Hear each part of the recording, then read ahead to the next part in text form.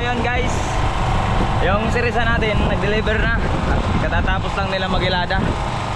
Ito yung dineliver niya guys, oh.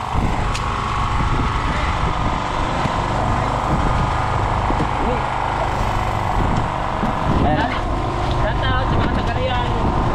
Sa mga taga-Real daw po, shout out. Ito. Saka nito. Yan, daw. Buklatin mo daw yan. Ano, puno yan? Sige, taas yan. Kahit kung kayo tasan sirisan, yan lang. Kasi tao. Babaw. Pre, pagkilo pa rin ito.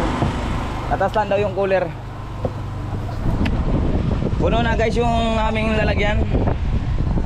Dito sa ibabaw. Halos ay puro yellow pin guys yung huli namin. Yellow pin at salmon ang karamihan. Ay ngayon, dahil puno na yung ating mga lalagyan sa ibabaw, tayo maglalagay na sa bodega. Ito na oh, mga nakabunak na guys. Bali isang series pa lang ang nakakapag-deliver.